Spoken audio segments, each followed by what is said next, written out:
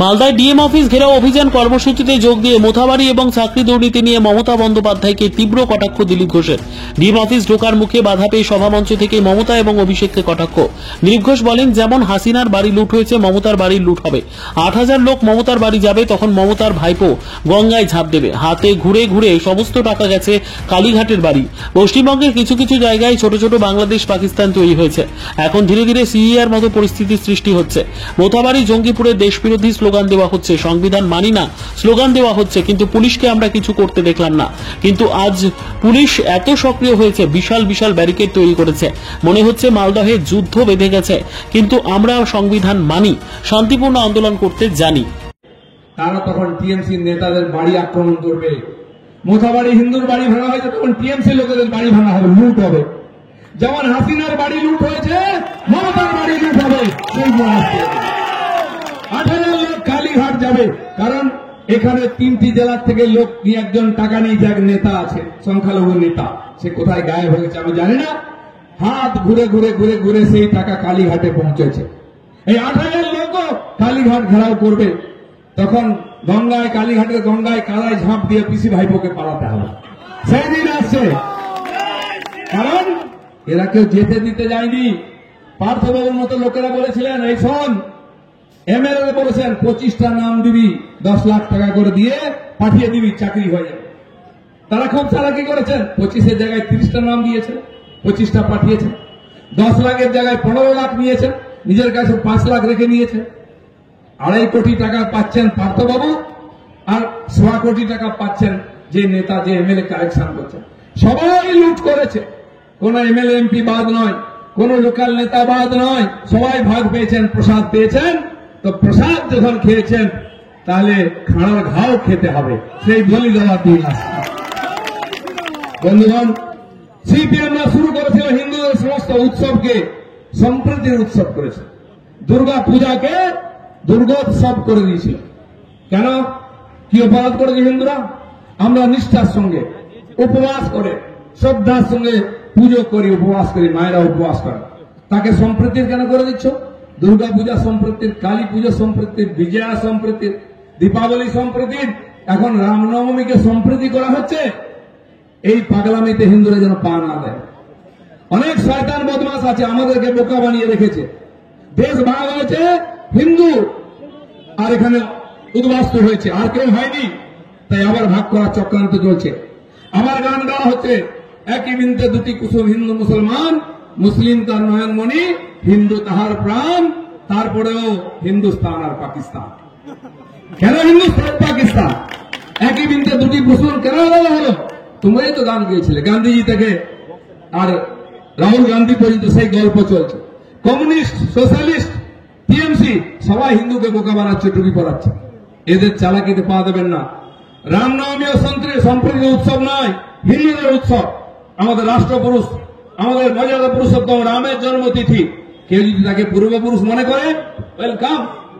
জল খাওয়াতে হবে না, মিষ্টি খেতে হবে না, লাইনে লেগে যাও, জয় শ্রীরাম বলো, তাহলেই হবে। হিন্দুর বাড়ি লুট করে নিয়ে গিয়ে মিষ্টি কিনে নিয়ে এসে খাইয়ে সম্প্রীতি করতে দেবো না। আমার বাড়ি লুট করে আমাকে মিষ্টি খাওয়াচ্ছ, ওই চালাকির দিন চলে গেছে। কমপক্ষে মালদার হিন্দুরা যেন মনে রাখেন, এই পাঁঠাকে যেমন ফুল বেল পাতা খাইয়ে তারপরে খেচান করা হয়, মালদার হিন্দুদের ফুল বেল পাতা খাওয়াচ্ছে, জল মিষ্টি খাওয়ানো হচ্ছে, ঘেচান হওয়ার দিন আসছে। খবরদার ভুলে পা দেবেন না। আমি দিলীপ ঘোষ এই কথাটা বলতে এসেছি। আমার পূর্বপুরুষ উদ্বাস্তু হয়নি, আমি মেদিনীপুরের লোক, জমি ছাড়িনি, ছাপড়া। যারা একবার উপর বাংলা থেকে এসছেন তারাও যাবেন, যারা যাননি তারাও যাবেন। যদি এই মক্ষী রানী আরো 10 বছর এখানে থাকেন, এই ডাকাত রানী 10 বছর ক্ষমতায় থাকেন, পুটলা পুটলি বেঁধে নিন, না রামনবমী, না জন্মাষ্টমী, না দুর্গাপূজা, কিছুই হবে না। দেখুন, ওপার বাংলায় দুর্গাপূজায় মূর্তি ভাঙা হচ্ছে, এপার বাংলায় দুর্গাপূজায় মূর্তি ভাঙা হচ্ছে, হয়েছে কিনা? ওপার বাংলায় কালী পূজায় মূর্তি ভাঙা হচ্ছে, এপার বাংলায় কালী পূজায় মূর্তি ভাঙা হয়েছে কিনা? ওপার বাংলায় লক্ষ্মী মূর্তি, এপার বাংলায় লক্ষ্মী মূর্তি ভাঙা হয়েছে। ওপার বাংলায় হিন্দু পাড়া আক্রমণ হচ্ছে, হিন্দু বাড়ি লুট হচ্ছে, এখানে হয়েছে কিনা? ওপার বাংলায় হিন্দু মা বোনদের উপর অত্যাচার হচ্ছে, এখানে হচ্ছে কিনা?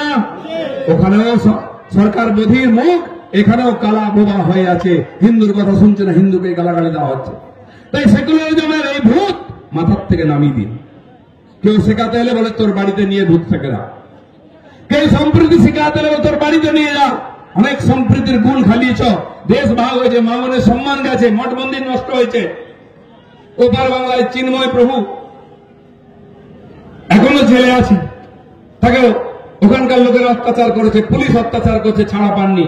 আর এপার বাংলায় হিরণময় প্রভুকে ঘাটালে অত্যাচার করেছে, ঘাড়ে মারা হয়েছে, তিনি হসপিটাল ছিলেন, ছাড়া পেয়েছেন, সরকার সিকিউরিটি দেয়নি। তিনি আজকে আমাদের এই জেলার রতুয়াতে ভাগবত পাঠ করছেন, আবার শুরু করে দিয়েছেন তিনি। সন্ন্যাসীদের ভয় দেখিয়ে পিছিয়ে দেওয়া যাবে না, যাবে না। যেমন স্বাধীনতা আন্দোলনেতে সমাজের সমস্ত স্তরের লোকেরা নেমেছিলেন, সন্ন্যাসীরা বিদ্রোহ করেছিলেন, আদিবাসী বনবাসী এসসি এসটিরা আন্দোলন করেছিলেন, চুয়ার বিদ্রোহ নাম দিয়েছিল ব্রিটিশরা। শিক্ষিত অশিক্ষিত সবাই আন্দোলন করেছিল। আজকেও বাংলায় যে হিন্দু জাগরণ চলছে, সেখানে আমাদের মতো রাজনৈতিক কর্মী থেকে আরম্ভ করে, আদিবাসী থেকে আরম্ভ করে সাধু সন্ন্যাসী সবাই এগিয়ে আসছেন। দেখুন আমাদের কথা শুনে মহারাজ নন্দী চলে আসছেন, শিবের মহান মহাদেব তার নন্দীকে পাঠিয়ে দিয়েছেন আপনাদের সঙ্গে, ভয় পাবেন না। তাই বন্ধুগণ, আজ আমরা রাস্তায় নেমেছি, এখানকার এই দুর্নীতি, যার কারণ হচ্ছে এই 26,000 শিক্ষকের চাকরি যাওয়া। এখন হাজার হাজার শিক্ষক 4 বছর 5 বছর কলকাতার রাজপথের ধারে বসে বসে ধর্ণা দিচ্ছেন, তাদের ভবিষ্যৎ অন্ধকার হয়ে যাচ্ছে। যে টিচাররা আজকে স্কুলে বসে টিচার স্টুডেন্টদের পড়াবার কথা ছিল, তারা রোদ্রে বসে ধর্ণা দিচ্ছেন। এই জন্য আমরা আরজি করের যে ঘটনা, সেটা হচ্ছে দুর্নীতি, এবং দুর্নীতিকে চাপা দেওয়ার জন্য এই খুন আর ধর্ষণ। আর দ্বিতীয় হচ্ছে সাম্প্রদায়িক হিংসা, পুলিশের হিংসা। এই পুলিশ শিক্ষিত টিচারদেরকে পেটাচ্ছে, বিজেপির মতো বিরোধী দলের কর্মীদের পেটাচ্ছে, কেস দিচ্ছে, এবং মৌলবাদী মুসলমানদেরকে লেলি দেওয়া হচ্ছে হিন্দুদের উপরে, যা লুটপাট করে মারপিট করে। এই সাম্প্রদায়িক হিংসা, এটাই পশ্চিমবাংলার বড় সবচেয়ে বড় বিপদ। আর এর কারণ হচ্ছে আমাদের মুখ্যমন্ত্রী মমতা ব্যানার্জি। তাই তিনি যতদিন ক্ষমতায় থাকবেন, না তো হিংসা বন্ধ হবে, না তো দুর্নীতি বন্ধ হবে, না এই অপশাসন বন্ধ হবে। এখানকার পুলিশের বীরত্ব যত, নিরীহ শান্ত ভদ্রলোকের উপর লাঠি পেটা করবে। এই উগ্রপন্থী মৌলবাদী মুসলমানরা জায়গায় জায়গায় আগুন জ্বালাচ্ছে, বাড়িঘর জ্বালাচ্ছে, তার উপরে লাঠি চালাবার হিম্মত নাই। নেমেছেন এই সরকারটা কবে যাবে সেটা দেখার জন্য। বন্ধুগণ, এই দুপুরে আমাদের রাস্তায় নেমে উৎপাত করার কোনো ইচ্ছা নাই, বা ডিএম সাহেব আইএস অফিসার নিশ্চিন্তে আপনাদের এখানকার ডেভেলপমেন্টের কাজ করছেন, তাকেও ডিস্টার্ব করার কোনো আমাদের উদ্দেশ্য নয়। কিন্তু আজ মালদা, মুর্শিদাবাদ, উত্তর দিনাজপুর, কিছু জায়গায় নদিয়ার ওদিকে বসিরহাট, বীরভূম, হাওড়া, বিস্তীর্ণ এলাকা উপদ্রুত জেলা, উপদ্রুত এলাকা ঘোষিত হওয়ার মতো হয়ে গেছে। সিরিয়া, আফগানিস্তান, পাকিস্তান, বাংলাদেশের মতো অবস্থা। কারণ ওখানে এই দেশের যে মূল সমাজ, হিন্দু সমাজ, তারা ওইসব জেলায় সংখ্যালঘু হয়ে গেছে। আর সংখ্যালঘু হয়ে গেলে তাদের উপরে সবকিছু অত্যাচার করা যায়, তাদের ধন সম্পত্তি লুট করা যায়, তাদের মা বোনের সম্মান লুট করা যায়, দোকান লুট করা যায়, বাড়িতে আগুন দেওয়া যায়, মন্দির ভাঙা যায়, সব করা যায়। আর তাই এই বিস্তীর্ণ পশ্চিম বাংলায় জায়গায় জায়গায় ছোট ছোট বাংলাদেশ, পাকিস্তান তৈরি হয়ে গেছে। এখন ধীরে ধীরে সিরিয়ার মতো পরিস্থিতি তৈরি হয়েছে। তাই গত ঈদ চলে গেল, ঈদেতে বড় বড় মিছিল বেরিয়েছে, খুব ভালো খুশির ঈদ, আমরাও শুভেচ্ছা জানিয়েছি। কিন্তু সেই যে জমায়েত হয়েছে, যেটা মাননীয় এমপি বললেন, হিন্দুদেরকে জমাই করার কথা বলা হচ্ছে। কোথাও প্যালেস্টাইনের পতাকা দিয়ে ওখানে উৎপাত করা হচ্ছে, দেশ বিরোধী স্লোগান দেওয়া হচ্ছে। মোথাবাড়িতে, জঙ্গিপুরেতে সংবিধান মানি না, সুপ্রিম কোর্ট মানি না, এই স্লোগান দেওয়া হচ্ছে। কিন্তু পুলিশকে আমরা কিছু করতে দেখলাম। আজ পুলিশ এত সক্রিয় হয়েছে, বিশাল বিশাল ব্যারিকেড করেছে, মনে হচ্ছে যুদ্ধ বেড়ে গেছে। আমরা শান্তিপ্রিয়, গণতন্ত্রের প্রিয় মানুষ, ভারতীয় জনতা পার্টির কার্যকর্তারা এই দেশের সংবিধানের আধারে রাজনীতি করেন। তাই ভয় পাবেনি। সরকার ধীরে ধীরে দুর্নীতির পাকেট হয়ে যাচ্ছে, অত্যাচার, আইন শৃঙ্খলার অবনতি হচ্ছে, আর তার ভয় বাড়ছে। এতদিন এখানকার মানুষ ভয় পেত, এখন সরকার ভয় পেতে আরম্ভ করেছে। তাই এরা কাকে নিজের শত্রু আর কাকে মিত্র মনে করেছে? এদের কাছে শত্রু হচ্ছেন ওই যোগ্য শিক্ষকরা, যারা পড়াশোনা করে পরীক্ষা দিয়ে চাকরি পেয়েছে, তাদেরকে ভয় করছে। তারা খালি হাতে গেছেন, বম বন্দুক নিয়ে যাননি, আগুন জ্বালাতে যাননি, তাদের বক্তব্য রাখতে গেছিলেন। তাদের প্রতি অবিচার হয়েছে ডিআই অফিসে। আপনারা টিভির পর্দায় দেখেছেন পুলিশ তাদের সঙ্গে কি ব্যবহার করছে। একজন মাস্টার মশাইকে প্রকাশ্য রাজপথে লাথ মারছে, পেটে লাথ আর পিঠে লাঠি মারা হচ্ছে, পেটে লাথি পিঠে লাথি মারা হচ্ছে প্রকাশ্যে।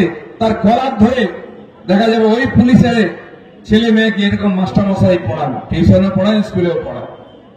আজ আমি জানি না এদের মাস্টারদের কাছে উনি পড়েছেন কিনা।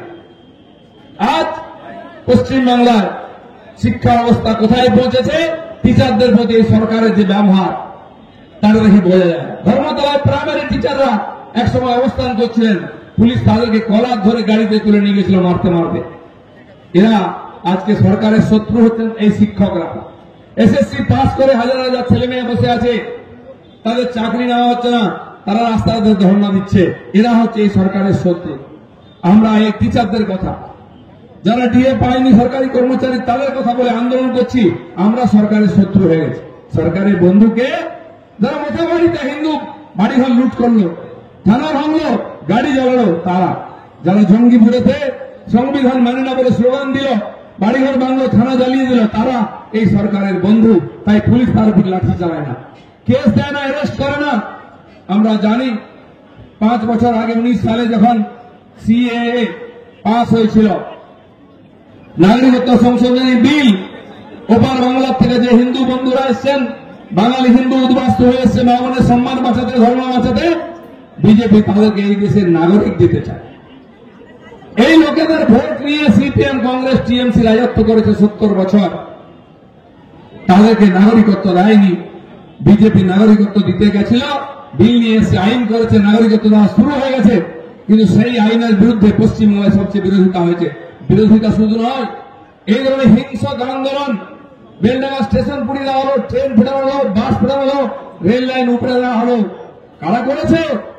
এই এরাই, যারা ওপার বাংলার থেকে রোহিঙ্গা অনুপ্রবেশকারীরা এসছে, যাদেরকে টিএমসির লোকেরা রেশন কার্ড করে দিচ্ছে, আধার কার্ড করে দিচ্ছে, ভোটার কার্ড করে দিচ্ছে। 62 লক্ষ আধারে রেশন কার্ড বাতিল হয়েছে। তারা কারা? তারা এখানে থাকে না, কার্ড হয়ে গেছে, ওপারেও কার্ড, এপারেও কার্ড।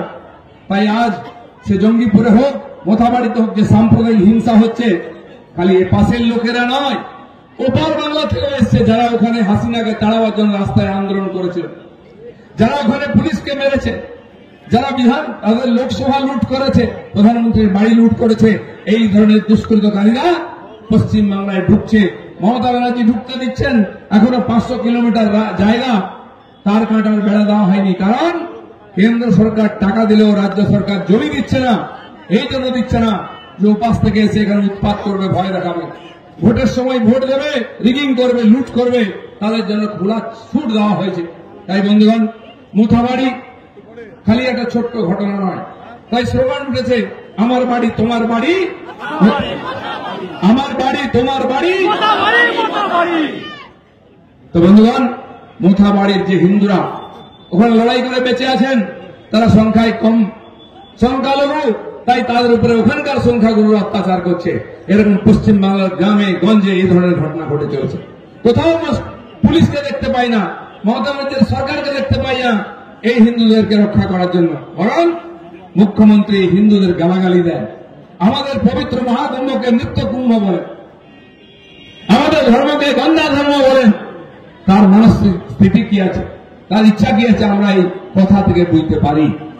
আজ দেখুন, সেই স্বাধীনতার আগের থেকে এখানে মুসলিম তোষণ চলেছে, হিন্দুদের উপর অত্যাচার চলেছে, বারবার দাঙ্গার নামে গণহত্যা হয়েছে, গ্রেট ক্যালকাটা কিলিং হয়েছে, 30,000 হিন্দুকে হত্যা করা হয়েছে। আবার সেরকম। Bureau report, news for Bengal. This channel does not promote or encourage any illegal activities. All contents provided by this channel is meant for educational purpose only.